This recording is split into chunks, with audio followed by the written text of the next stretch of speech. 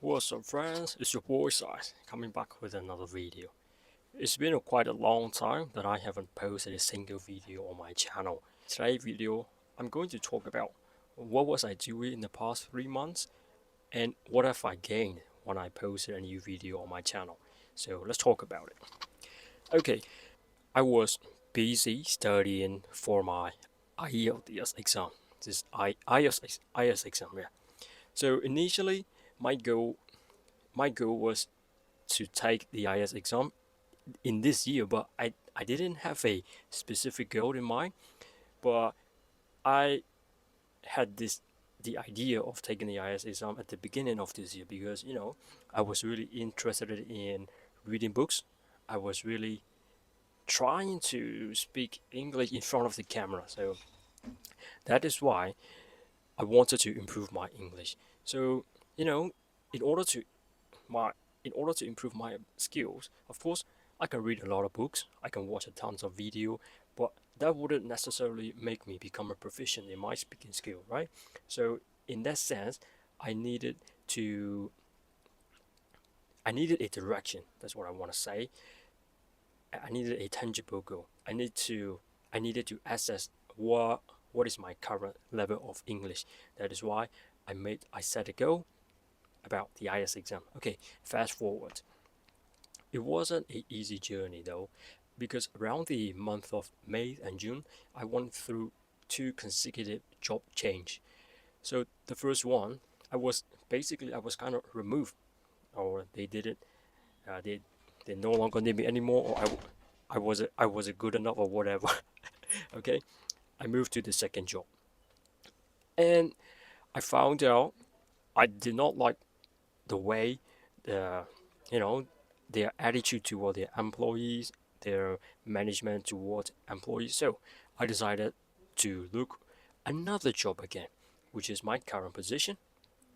And only after reaching to the third position that I was able to study, that I was able to draw up time to dedicate on my study. So I took a temporary leave about 2 months so that I can dedicate focus on my study. So throughout this period, I was almost give up on on my taking the IELTS because of so many reasons. Obviously, maybe I lack skill. I, maybe I feel overly anxious. I didn't know what to do, but I knew my weaknesses. I knew the more I procrastinate, the larger probability that I will not take the exam anymore. So that is why I booked a test before I was perfect, before I was ready to take the exam. So in that moment, I had no choice.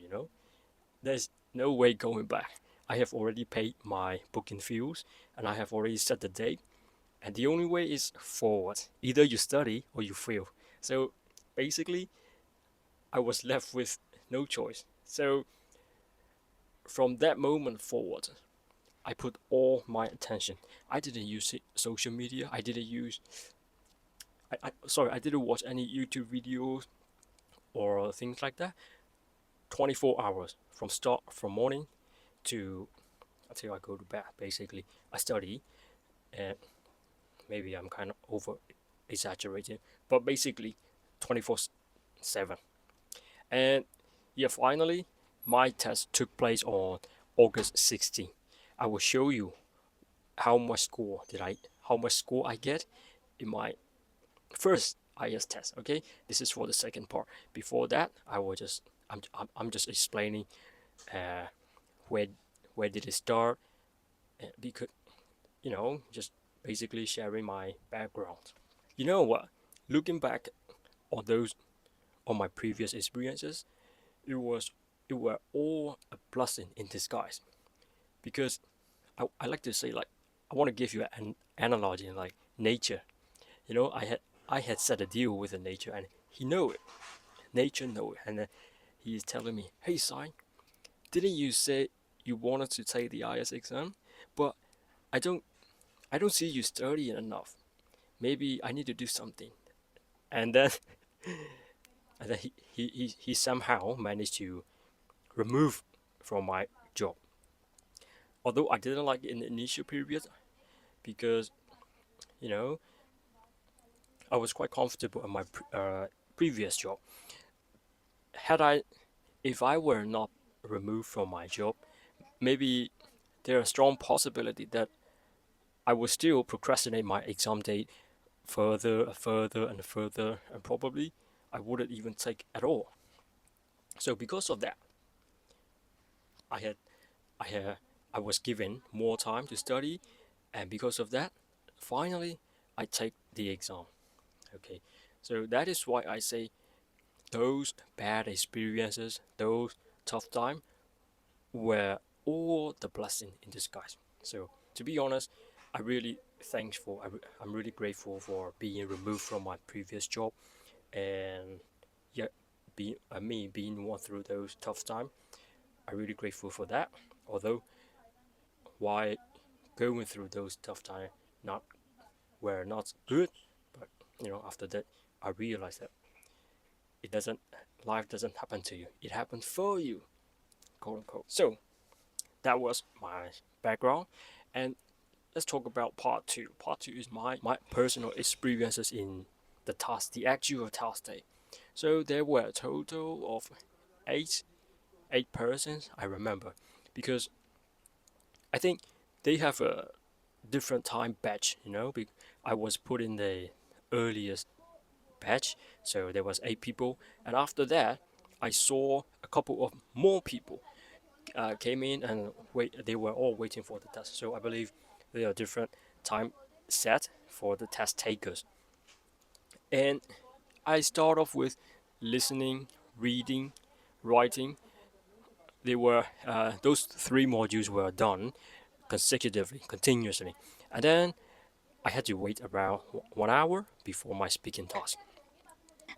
So I really worked hard before the test, and I want to say the last week before my task day was accelerating.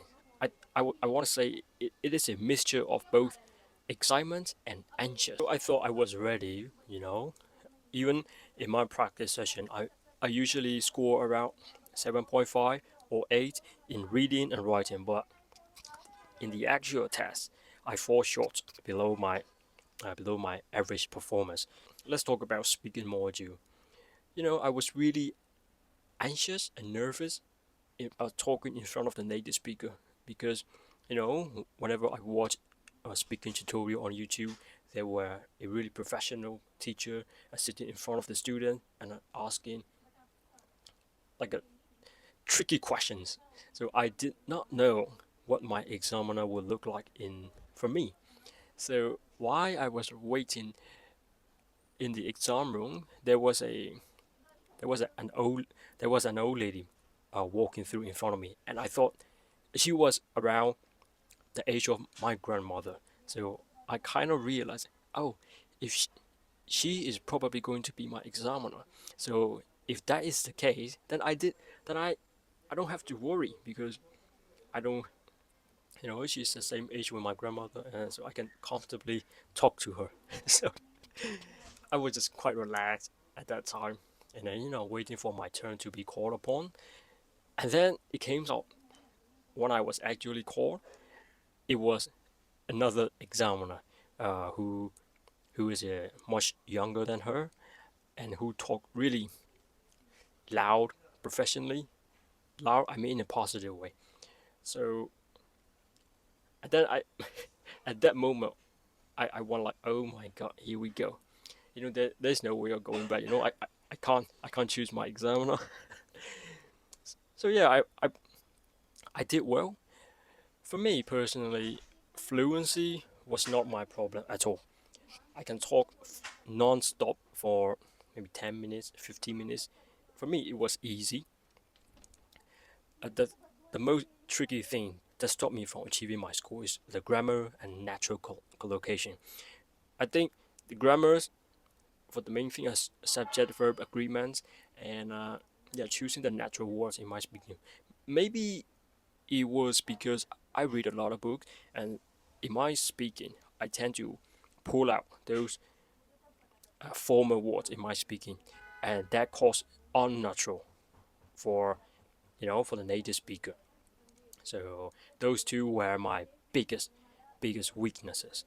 Here is my test report.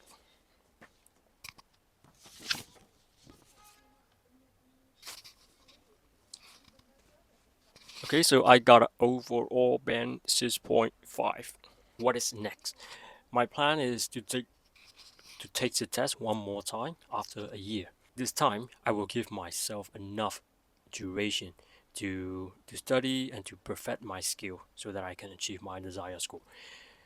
You know, 6.5 is this, some people might think, oh, 6.5 is okay, you don't have to work harder, but I feel like I can I can I can do better.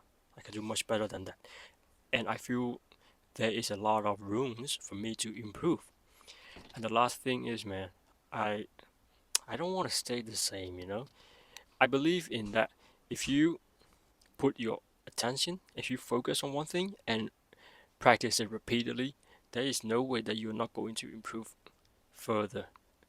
You you you're going to improve definitely, right? If I focus on IELTS for a year, then of course that, that next time I will do much better. This time I take the test with 2 months of study, but another time I will take the test after a year, so that I have enough time periods enough time period to practice. Okay, so after a year, I will update. I will update on my channel. Okay, that's all for today. Thank you for watching. See you in the next video.